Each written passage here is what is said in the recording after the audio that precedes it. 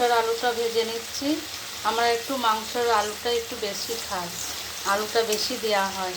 আর এদিকে শুক্তো করছি, শুক্তো হচ্ছে একদিকে। নামানোর আগে একটু ঘি দিয়ে দেবো। তুই জানা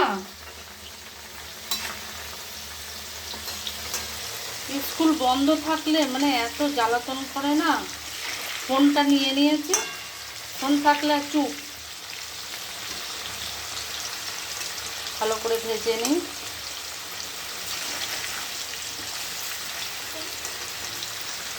ছেলে মেয়েরা মাংস চায় না, শুধু আলু দাও, মাংসের আলু দাও, সেই জন্য বেশি করেই দিতে হয়।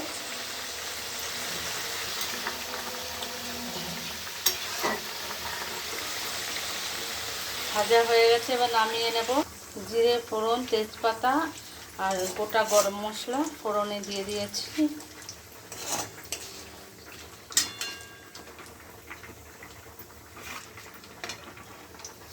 এবার পেঁয়াজ কুচি টমেটো কুচি দিয়ে দেবো।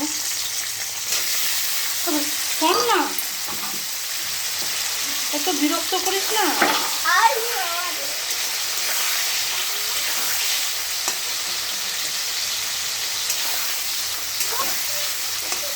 ভালো করে একটু হালকা ভাজা ভাজা হলেই মশলাটা দিয়ে দেবো। বাটনাটা দিয়ে দিয়েছি, এবার ভালো করে কষে নেব।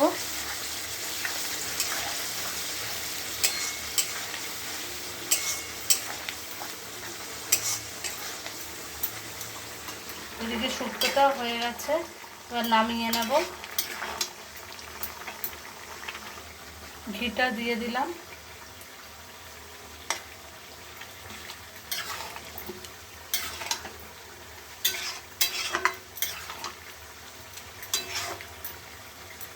রেডি শুক্তোটা। আর মশলাটা কষে নিই, একটু অনেকক্ষণ কষতে হবে। শুক্তো হয়ে গেছে, নামিয়ে ফেলেছি। মাংসটা দিয়ে দিয়েছি, কষে নিতে হবে ভালো করে।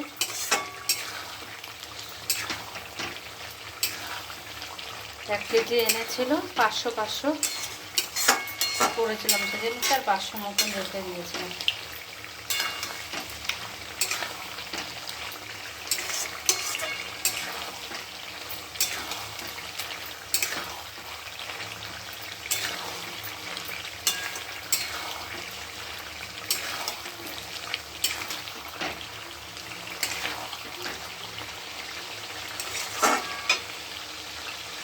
নুন হলুদ দিয়ে দিয়েছি, ভালো করে কষে নিই।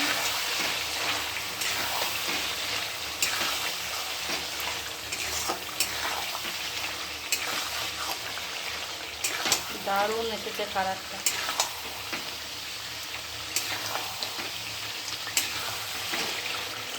ভাজা আলুগুলো দিয়ে দেবো।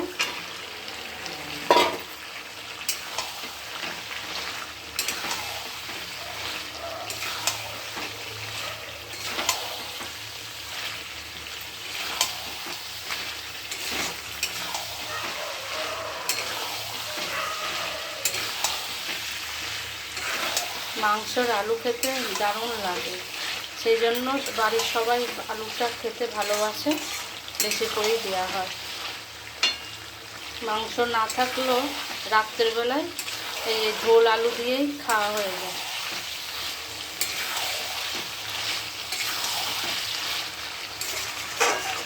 সেই জন্য একটু বেশি করেই দিয়ে দিই আলুটা। দারুণ হয়েছে। তেল ছেড়ে আসছে, এবার এই মটনের সিদ্ধ করা জলটা এবার দিয়ে দেবো, আর জল দেবো না।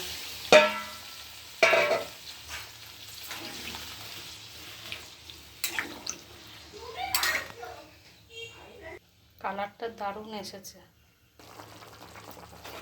ঝোলটা হচ্ছে,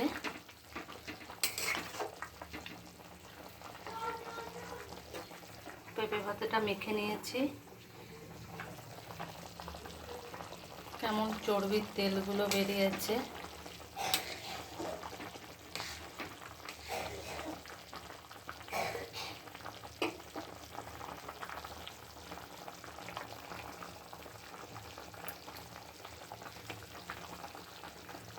ছাদে চলে এলাম, ততক্ষণে মাংসটা হোক। আকাশটা মেঘে ভর্তি, সকালে দুপুরের দিকে একচোট হয়ে গেল। আমাদের ছাদ থেকে পেঁপে গাছটা ধরা যায়, কয়টা পেঁপে হয়েছে। আলু সিদ্ধ হয়ে গেছে, এবার নামিয়ে তুলবো, হয়ে গেছে।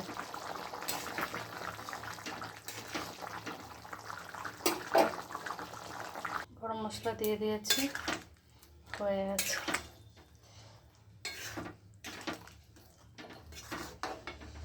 এই পর্যন্তই থাকলো, নামিয়ে নিয়েছি।